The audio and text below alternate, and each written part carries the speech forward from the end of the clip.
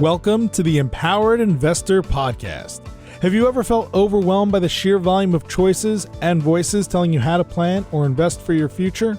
With his straightforward approach, host Keith Matthews of Toulette Matthews & Associates cuts through the noise to help you create a winning action plan for you and your family. The decision-making framework discussed in this show can transform you and your investment experiences and will increase your odds of becoming financially secure. Learn more and subscribe today at tma-invest.com. Welcome to the Empowered Investor. My name is Keith Matthews, and I'm joined by my co-host, Marcelo Taboada. Marcelo, how are you today?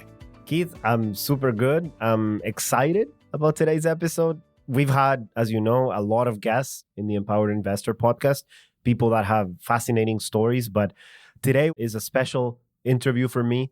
Daniel Crosby is, I wouldn't say a hero, but is a person that I admire tremendously in the industry because of the subjects he writes about. And yeah, I think people will love this episode. Well, I remember a few months back when you said, I'm reaching out to Daniel Crosby to try to get him to see if he can be a guest. I remember how excited you were. You said, Keith, he's got 3 or 4 great books. You'd read 2 of them and you were just researching his most recent one. And you were so excited about the content, behavioral psychology, how to make smart decisions with money, how the mind and money come together. So we're super thrilled to have Daniel on the show. Tell us a little bit about his background. He's a PhD, so he's a former psychotherapist, a clinician. So he used to deal with people like any psychotherapist. And then he had a complete 180-degree change in his career. He followed the footsteps of his father, who was a financial advisor, and he decided to enter that world. And now he does behavioral finance, behavioral economics. And his first 2 books, Keith, are about that, about the intersection between money and mind and how people make decisions and the different behavioral biases that exists in this world. And then he completely pivoted and wrote this book called The Soul of Wealth, which is, okay, you have the money, what's next? What drives meaning for people? What is important when somebody's reflecting in their life? What drives meaning and happiness? And the book, I tell you, is a fantastic read. It's sliced down in 50 short essays. That's the best. Yeah, it's a short read. And it's very research-based and it's extremely readable. So it's funny, it's easy to read, and very well researched. So 10, 15 minutes, you read a story. Yeah, maybe less, yeah. A couple stories here and there, and then you'll learn, you appreciate, and you move on, and you get inspired. Right. One of the things we discuss is, does money buy happiness? So he answers that question based on research, and he gives you his take. I won't give it out because I want you to listen to the episode, but he looks at things like how important is people's social circle when it comes to happiness, how keeping up with the Joneses affects the people. What's the difference between material goods? He talks about hedonic type of happiness. Everybody's heard about the hedonic treadmill. So this interview is really, and the book, I think, is for people who really have a grip on their financial life. They've already achieved a great career and a certain level of wealth or are getting there and have questions like, is there more to money? Is the accumulation of wealth just something that you just accumulate wealth for the sake of it, or is there's more to it? Well, I challenge you a little bit there. I think it's probably broader because at the end of the day, it sounds a little bit like the Meaning of Life type book. So it's applicable to a larger audience. Correct. And that's great. That's fantastic. So short interview, but very packed. I do hope that people will read the book. We'll order some books and give out to our clients and listeners. So do reach out if you feel like you want to know more. That's a great point. For those who are interested, we will send 5 books out. Please email myself, Keith at tma-invest.com, and we'll send you a complimentary copy of Daniel's latest book, The Soul of Wealth.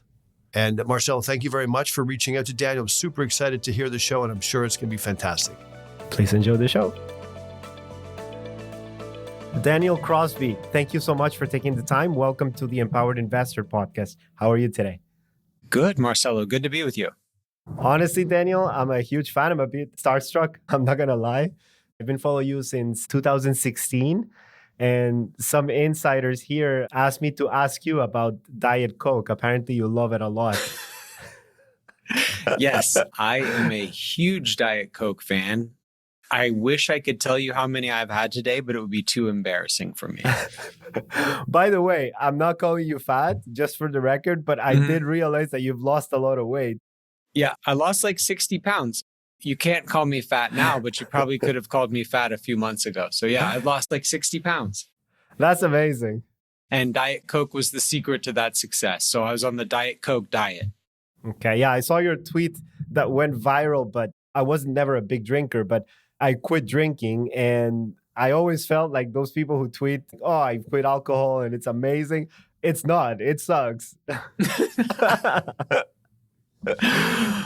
I never started drinking, so I don't know what I'm missing. Yeah. But I do drink a lot of Diet Coke. You're originally from Alabama, right? I am. And you currently live in? Atlanta. Okay.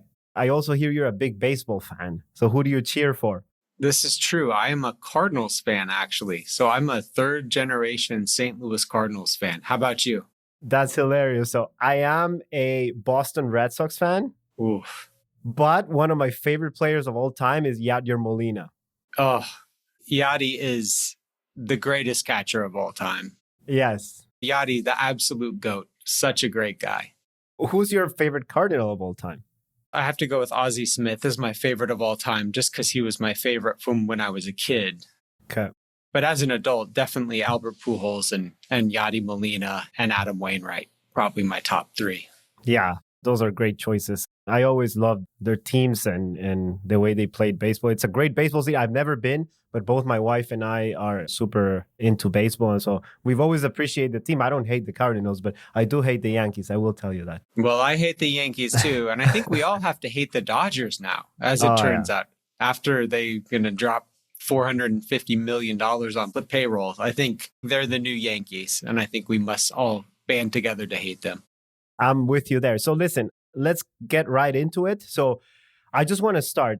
I read your 3 books. They're amazing. I always tell people those are must reads. So The Loss of Wealth and the Behavioral Investor. But the new book you have is quite a pivot from the first books you wrote. So I just wanted to ask you, like, how does a psychologist that's a clinician end up in investing? And how does a behavioral psychologist then turn into something so philosophical and so deep about money? Yeah, that's a great question. So, like you suggest, I trained to be a clinical psychologist, but about 3/4 of the way through my PhD program, I actually started to burn out pretty severely. Oh. Doing the work of a therapist, it's very important work. But I was 23 years old when I started doing therapy work, and my boundaries were bad. I was taking work home with me. I was so concerned about my clients that I kind of couldn't leave work at work. And so it just became a lot for me at that young age. And so I came to my father and I said, look, Dad, what should I do? Because I love thinking about why people do the things that they do, but I don't want to do it in a medical context or in a clinical context. And that's when he said something to me that would change my life. He said, look, there's a ton of psychology in my work, and my dad is a financial advisor. Oh, interesting. Yeah. So I had never thought of my dad as having much psychology in his work. And so that simple comment from him, my dad didn't know what behavioral finance was. My dad didn't know what behavioral economics was 17 years ago. But that comment from him put me on a path that led me to explore the likes of Richard Thaler and Daniel Kahneman and see the important work that they were doing. And that's where I saw my opportunity, is to say, wow, this is incredible work. And this is something that I could do that would be a real benefit to the world, that would allow me to think about human behavior in a meaningful way, but not have to deal with people who are sad. I will tell you something. I consume a tremendous amount of books every year. It's one of my passions. Your books, Daniel, are extremely well researched. They're very relatable and they are funny. How did you become such a prolific writer? So it's just one of those things. I love it. If it paid better, I would do it all the time. I mean, it's the only thing I would do. If I can figure out a way to make a better living at it, I would do it all the time. So I love it. And for me, Marcelo, it's how I figure out what I think. Interesting. It's how I earn my right to have an opinion. I feel like the world is full of people with half-baked opinions that they share very freely. It's important to me that I not be that person. Yes. And so writing is the way that I sort of arrive at what I believe about some of these topics. I think that's a great answer. But just going back to the soul of wealth. So one of the things that I love in life, I think you hit a very nice chord with me specifically, just the idea of money, meaning, and how we merge those two together. I think the book did a fantastic job. I will tell you unequivocally, it's probably the best book I read in 2024, just because it was so relatable and it's bite-sized. So every single essay is very powerful and very easy to relate to. But just what was the thing that made you go from writing about behavioral finance to such a deep subject and really questioning this very deep questions about life and prosperity and how we ascribe meaning to life? Yeah, well, thank you. I'm really glad that you enjoyed it so much. I've gotten a lot of great feedback on it, and it's always very gratifying to me. There were really two things. There was a micro and a macro consideration here. At the micro level, I had a health scare. So I actually write about it in the book. It ended up being nothing. It was your tooth. Yeah, it ended up just being a tooth problem. But through a series of sort of medical missteps, I thought I had something far more serious than a tooth problem. And I was having all these symptoms like big migraines and other problems. And there was this moment where my wife is driving me to the hospital and I'm sitting in the front seat. I'm in an enormous amount of pain. I don't know what it is. I'm crying. I feel like I have a brain tumor or something. And in that moment, I would have given every penny I had for answers to my questions and relief from my pain. And I am someone who loves money. I work hard. I love money. I save it. I invest it. I like to spend it. I love money. But if you had asked me in that moment, I'll make this go away. If I can tell you you're going to be okay, I would have done it. And so that whole process that I write about in the book was transformative for me. And then from a macro perspective, this is the richest moment in human history.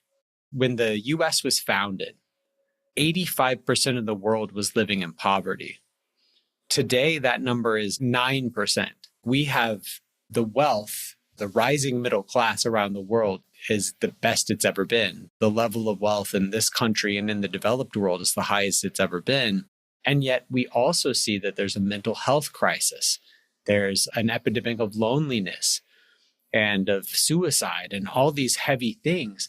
And you think, how can it be that things are simultaneously so good and so bad? How can we have so much material wealth and so much spiritual poverty? And I wanted to write a book about that. So I felt like that was the next logical step for me. I've written about how to pick a stock, how to allocate your assets and do all these things so that you can create some wealth. But it's all for nothing if you don't take that wealth and live a good life with it. So that's what this book is all about. That's amazing. And I picked up in the book that it's heavy researched and there's a lot of philosophy in the book. You quote Marcus Aurelius, Viktor Frankl. Are you a person that's inclined to be philosophical as part of your nature, or that's something that came to you after? No, to my own great detriment, I am inclined to be a bad philosopher. So yes, I am. And I'll tell you, my next book will even be more philosophy than this last one. People forget that the PH in PhD is philosophy. And if you get a PhD in psychology, you're going to read a lot of philosophy because in a lot of ways, philosophers and theologians were sort of the original psychologists. And so, yeah, I am definitely an armchair philosopher. And it was fun to have that find its way into the Soul of Wealth.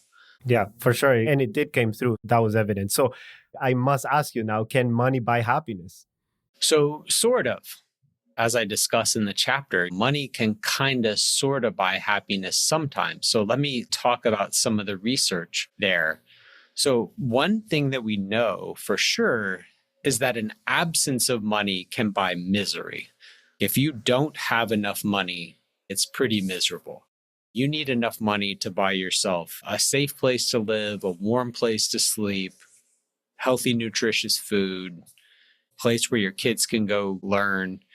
If you don't have those things, that's miserable. So yes, up to a certain level, money can definitely buy happiness.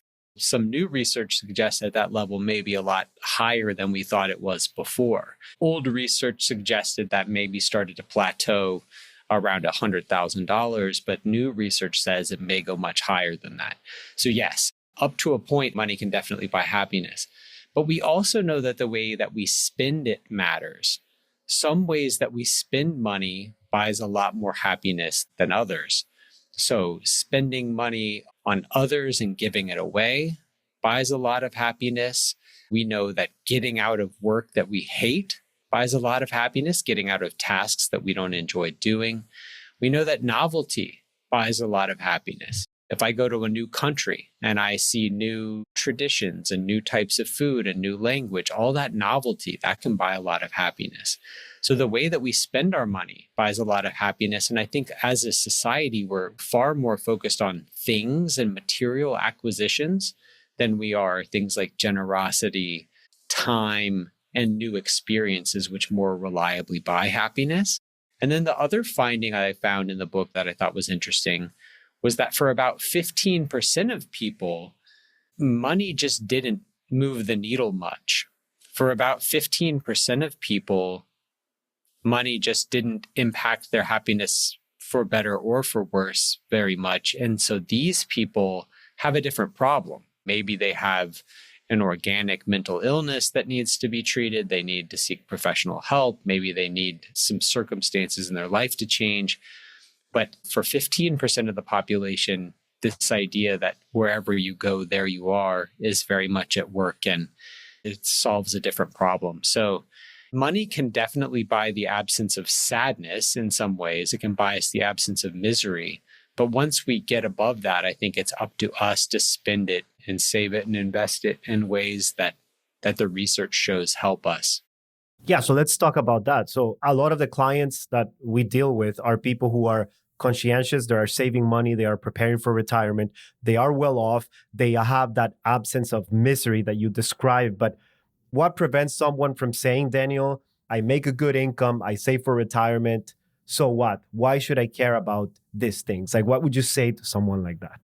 If they don't care about happiness? Yeah, so let's say, why should I care about meaning and purpose and that type of thing? Yeah, I think most people don't have to be told to care about meaning and happiness. I think that's something that we all naturally seek out. But for people who are so money driven and so cynical about these other softer considerations, some of the things that I talk about in the book, even buying time, yeah, there are people who say, what if I just want to use that time to go make more money? What if I just want to get ahead? And things like buying time were shown to increase enjoyment of life in people, even the most materialistic people. So these things really work across the board. The other thing that I would say is that there's a maturity that comes with age that I think you see a lot too. I think there's sometimes younger people are so financially focused, but as you age, as you begin to have a family and things like this, I think priorities and perspectives change. There's a behavioral bias known as the end of history illusion, which is where we think that we're never going to change. If I say, hey, Marcelo, what were you like 10 years ago? You would go, oh, wow, I'm really different. I've changed a lot in that 10 years. I've grown a lot. But if I say, hey, what do you think you'll be like 10 years from now? You would go, oh, well, just like this. I am who I am now. So we underestimate the degree to which we're going to grow and change. So I think a good financial plan always leaves room for that. And I think most people are meaning focused and meaning oriented if they stop and think about it long enough. Yeah, I agree 100%. And in the context of your book, what are the things that the research shows that lead to more contentment and happiness and meaning in the long term? Yeah, it's a great question. There's really 5 things. And this is from the work of Martin Seligman, and I talk about it in the first chapter. The first thing that leads to happiness is, we'll call it fun and leisure. And I think most of us have a pretty good grasp on this. Going to a baseball game, eating an ice cream cone, going for a walk on the beach, going on vacation. All these things are lovely. They're great. That's a good part of life. And money is very good at buying those things. Money can buy you great tickets. Money can buy you a great vacation. So a lot of times we over-index on those things. Where it gets difficult, though, is the next four things where money isn't quite as directly tied in. And so I think a lot of times we overlook them. The second thing that predicts a life of flourishing is deep work. And most people, when they're planning for retirement or thinking what makes them happy, they don't go, oh, well, work. I need to work. That's going to make me happy, right? We don't think that way. We're trying to get out of work. We're trying to retire. And yet we know that we are wired for work. So it doesn't have to be paid work. It doesn't have to be corporate work. But what is the thing that's going to keep you busy? Where are you going to pour your attention all day that's going to keep you busy? That's an important thing to consider. The third thing is relationships. This is the absolute best predictor of a good life. Do you have people to love, and are there people who love you? Those are the two big things. The fourth is meaning, working for something bigger than yourself. This could be charitable work or religion or spirituality, but we need to be contributing to something larger than ourselves. And then the last one is advancement, which is personal growth, getting better. We have an innate desire to be better today than we were yesterday. And so you need to ask yourself, where am I getting my fun, work, relationships, meaning, and personal growth? And again, when I think the average American is putting together their retirement plan, they spend a lot of time thinking about, how will I have enough money to golf or go to the beach or to not work anymore? And I think they spend very little time thinking about, who will I spend time with? And how will I continue to grow and change and improve? And where will I get my need to work needs met? So it's a little more complicated than we tend to give it credit for. Yeah, I think that PERMA model was something that stuck with me, and for a few reasons, because it's very encompassing of everything that goes on in someone's life. And I had this realization with my mom over the holidays because she's coming to Canada. We're originally from El Salvador, so it's a big shock. And I told her, Mom, look, you need to think about when you retire, not what you're going to do on the weekends with your grandkids. You need to think what you're going to do on a Tuesday at 10 a.m. because there's a lot more to retirement than that. But we live it sometimes with being an advisor where people retire and then they're lost. And there's this lack of meaning that's simply not there, because I think you mentioned it, older generations were more about the pursuit of money and not thinking about these things. But you're seeing that trend now with younger people. I'm living that myself now, where my wife and I, thankfully, we don't have the thing bug. So we don't like material things, but we would spend money on experiences or hosting a party with friends. Or for me, I think what adds a tremendous amount of value in my life is having a short commute. And just the time that it adds to my life, it's huge. But why do you think younger generations are more attuned to the things you're talking about in the book? And why do you think that older generation didn't give that much importance to those things? One of the reasons why I think younger people are more into this is because they have more wealth. Gandhi has this quote that to a poor person, bread is God. And what he means by that is, if you don't have enough to eat, you're not worried about finding the meaning of life or trying to achieve transcendence and self-actualization. You're just trying to live to see tomorrow.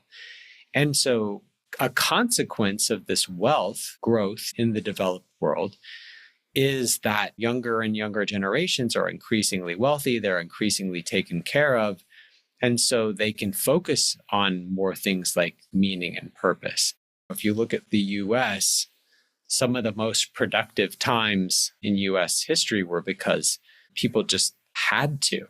You think in post-World War II, people just needed to work. So I think that there's a level of affluence and perspective change. So I think part of it is that affluence. Part of it is having seen their parents work for 40 years at a job that was maybe thankless and left them chewed up and spit out at the end of that 40 years, and they didn't go their way. So they saw how bad it can go, and they tell themselves there has to be more than this. So I think that the combination of those two things, seeing models of people they love not have the world of work go their way, and also just more wealth with which to sit around and contemplate the meaning of life. There is definitely that paradox of prosperity mentioned at the beginning of the conversation. I am originally from El Salvador, like I mentioned, and I do realize this a lot when I go back.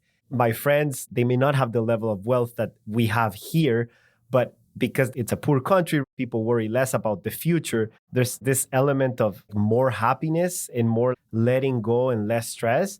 And you come to the developed world, and I think we've seen those numbers where you see the more prosperous a country is, the more mental health issues we have, loneliness and solitude. So why do you think that is the case, and what is the antidote to that?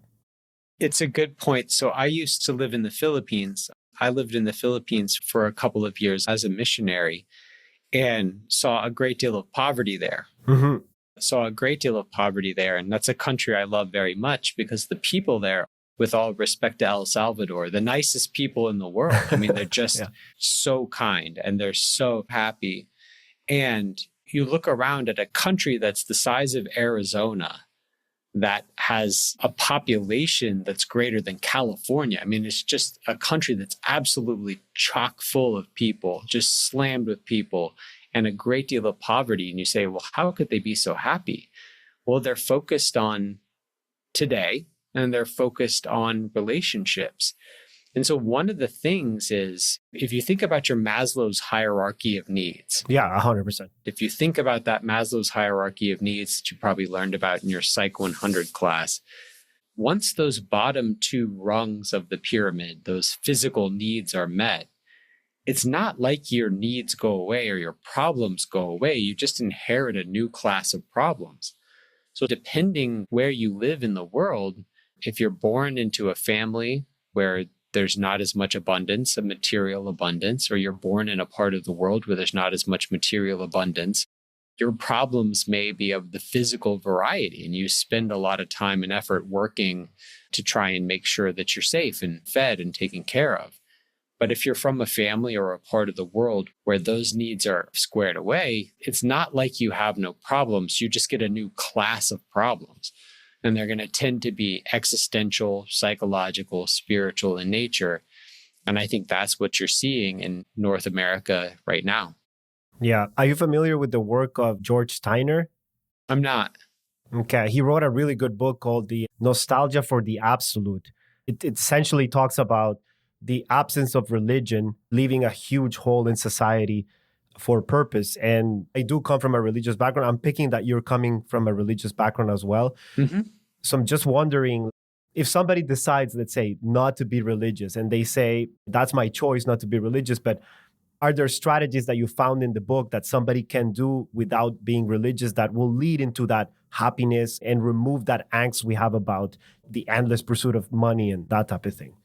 Yeah. So when Nietzsche talked about God being dead, when Nietzsche famously said, God is dead and we have killed him, he wasn't sad about that because he believed in God. I mean, he was deeply atheistic. He didn't care that people didn't believe in God because he thought God was real.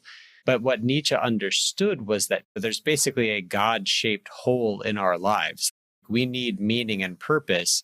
And he thought, well, if it's not God, then what's it going to be? And in my research on the book I'm writing right now, my next book that'll be out one day, I'm writing a lot about meaning and purpose. And I found that there's really three things that the research shows that we need to live a life of purpose. The first of these is believing. I call it my 3 B's. First of these is believing. We need something to believe in. We need a moral framework to make sense of the world. For some people, that's religion. For other people, that's philosophy. You've seen the rise of Stoicism with everything that Ryan Holiday has done. You've seen an incredible rise of Stoicism. I think even politics has become religion for some people, which is kind of a mixed bag. But, you need some way of making sense of why good and bad things happen and why you're here and where you're going. And so it doesn't have to be religion, but it has to be something. You do need something to believe in. So that's the first B. 100%. The second B is belonging. Belonging is people. You need to give love and you need to receive love. This is consistently the best predictor of a life well lived, is having strong relationships. And so, you need something to believe in. You need someone to love. And then the final thing is becoming. You need a vision of who you could be. You need goals that you're working toward. You need something to reach for, something that you're grasping for, a vision of your future self. We live in a world where, if you think about these three Bs, from a believing perspective, the fastest growing religious group in the US is what's called the nuns, which is people who are spiritual but not religious. Basically, they don't attend a formal congregation. They don't ascribe to a formal set of religious beliefs, but they do consider themselves to be spiritual.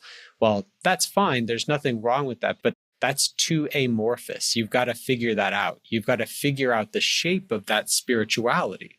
What is the shape that that spirituality is going to take? And I think a lot of people never get there. When you think about the second B, belonging, people are getting married later and later. More people are not getting married. People live further from their families than ever before.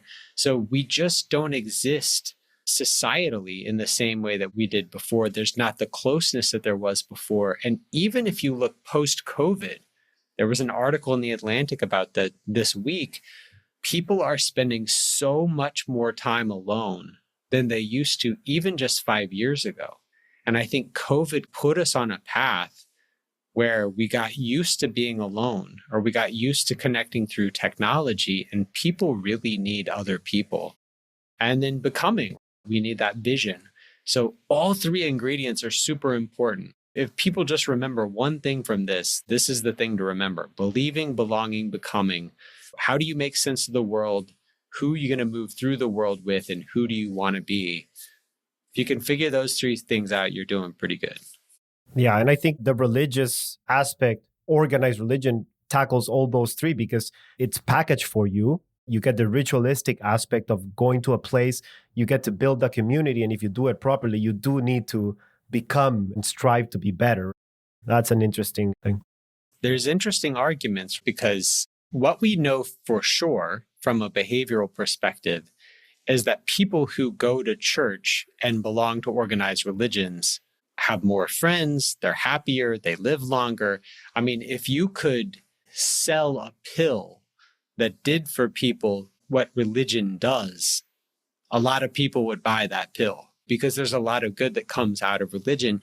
And at the same time, without calling out any religion in particular or going down that rabbit hole, organized religion has also made some pretty glaring mistakes too. Of course. It's easy to see why some people are disenfranchised with organized religion and why they might want to look for their own path. But the path you seek out needs to sort of answer those big existential questions about why we're here and how we should live and where we're going. And certainly people can figure that out and arrive at it on their own. They can ascribe to a philosophy that helps get them there, but it still takes some work.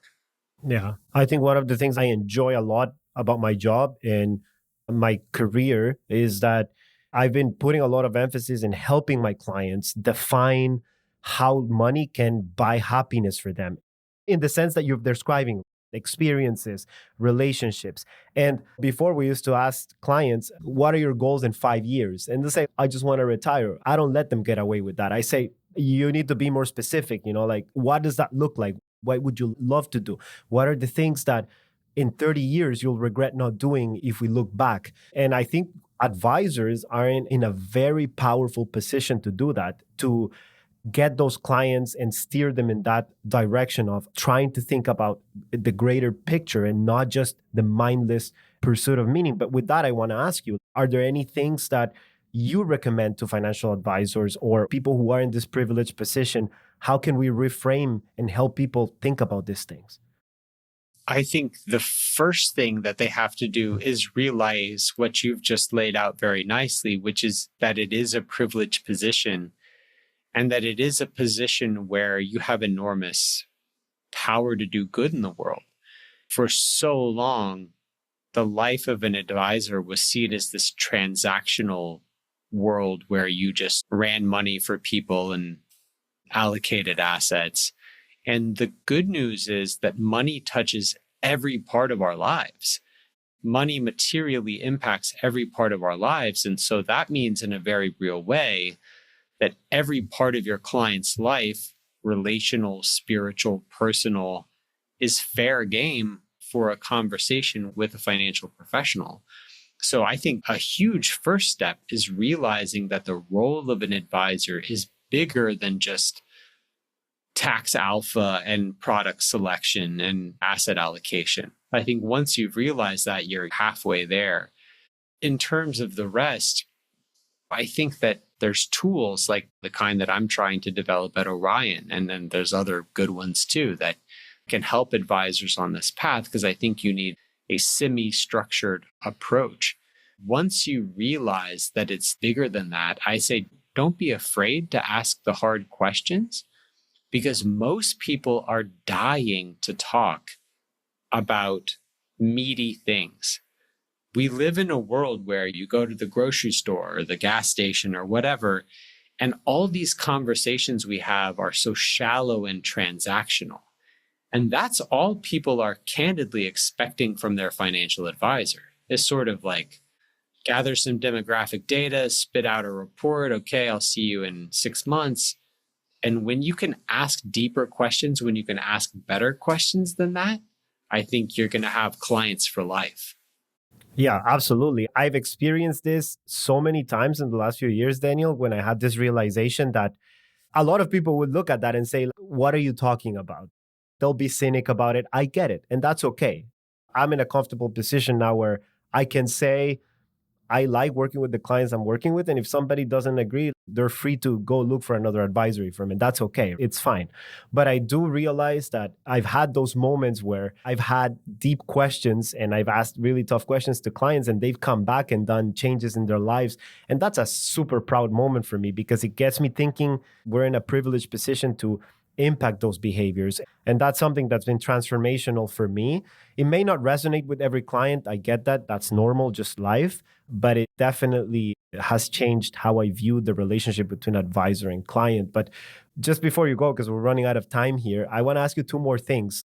One is you talk a lot about the influence of your surroundings in how that influence your happiness. And you mentioned relationships being a huge part of your meaning and purpose in life and how that drives happiness long term. Tell me more about that. What should people think about the friends they get along with, the people they invest on? What should we think about this subject when we think about our environment? When you think about trying to be the kind of person you want to be, I posted something this morning on LinkedIn and I'm going to forget the stats.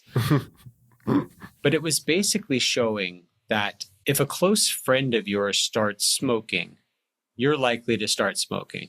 If a close friend of yours loses or gains weight, you're likely to lose or gain weight. If a close friend of yours is happy or sad, you're likely to be happy or sad. So we need each other so much that the kind of people we surround ourselves with is a material input into the kind of life we're going to have.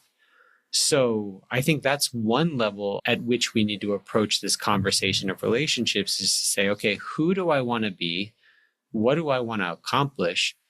And so how can I surround myself with the kind of people that are going to help me to influence me in a positive direction? The other thing is I think about it from a legacy perspective. When I think about the legacy I want to live with, hopefully, knock on wood, 80 years or whatever I get. You have 3 kids, right? I do. Okay, very nice. Before you go on, I'm sorry to interrupt you. Has your views about this legacy in the way you view your life changed after you had kids, or has it always been constant? Oh, yeah. I would liken it to intellectual knowing versus emotional knowing. I'm stealing that, by the way. you know you're going to die one day. Of course. If I said, hey, Marcelo, are you going to die one day? You go, yeah, of course I'm going to die one day. But that's sort of an intellectual knowing because you're young and you're healthy and you're vibrant and it doesn't seem very pressing. One day, hopefully many years from now, you and I will both get a bad test back or get a cancer diagnosis or have a heart problem or whatever it is. And then we will go, oh, I'm going to die. It will hit very different than that sort of intellectual knowing. So yeah, I always knew that relationships were important because I was a son, I was a husband, but having kids takes it to an emotional level of understanding that is transformational. And yeah, when I think about the legacy I want to leave, relationships are at the top of that list. Of course, I want to leave a financial legacy too. Of course, I want to leave an intellectual legacy. I want my ideas to live on beyond me. But most of all, I want to be good to my wife and my 3 children. I want to be the best husband and father that I can be because that's really what you can do. It's one of these thoughts that's simultaneously depressing and empowering, but the world will forget you. Even if you're rich, even if you're powerful, even if you're famous, 100 years from now, you look at the celebrities that we're all following so breathlessly today, 100 years from now, history will have forgotten all but a handful of people who are alive today. And on the one hand, that's a little bit of a bummer. But on the other hand, it frees you up to go, well, you know what? That's true, but I can matter deeply to a handful of people. So let me be thoughtful about who that handful of people are and let me be everything to them. Let me really do right by that handful of people. Amazing. And it totally relates to my experience. I have a 6-month-old. It's our first baby. Congrats. Thank you. Thank you. And I've always had this angst about life from a very young age to ask the big questions. And my background is in liberal arts, political science. I did economics in school. So the marriage between money and how to pursue a good life is very important to me. I'm obsessed with that subject, I would say. But it did change when my son was born. And I thought about the things that you just mentioned. And we have this conversation with my wife all the time. I do read The Daily Dot from Ryan Holiday as well, which is an amazing ritual we have. And we talk a lot about the type of legacy, the type of values, the type of examples we want to set for him. I do see that sometimes you encounter people in life and you say, I don't want my son maybe to be around people who don't have the same values. And you start questioning a lot of these things. So that totally resonates with me. So look, we're getting to the end here. I want to thank you, first of all, for taking the time. The last question I'll ask you before you go is, I want you to leave my listeners with, let's say you're a professional that has a nice portfolio, life is good, but you haven't really thought about these things and you have a little bit of an inkling that these are some things that you should be thinking about. What can people do today to get started on this subject? Before, obviously, buying your book is the first thing, I would say, but are there tangible things that they can do to start thinking or framing their thinking about these subjects? Yeah, I mean, buying the soul of wealth is the secret to life and happiness. I think we can agree. But I would throw it back to those 3 Bs because that's really what it's all about to me. Right. Think about believing, belonging, and becoming. What do I believe? Who do I love? Who do I want to become?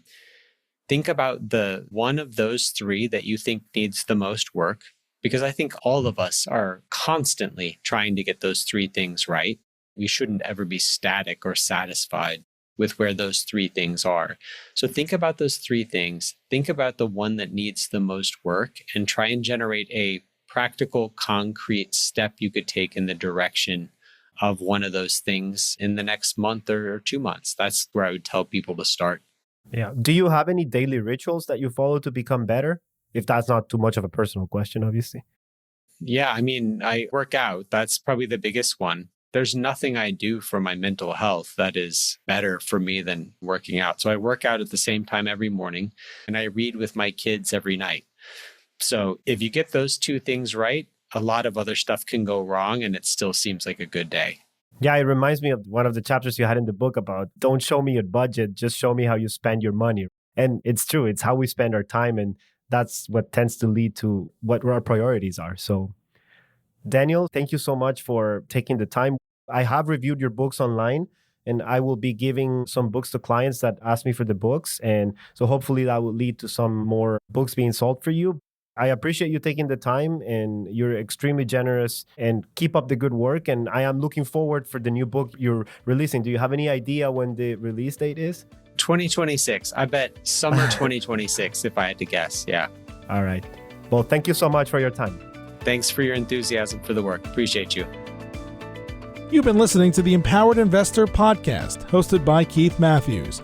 Please visit tma-invest.com to subscribe to this podcast, learn more about how his firm helps Canadian investors, or to request a complimentary copy of The Empowered Investor.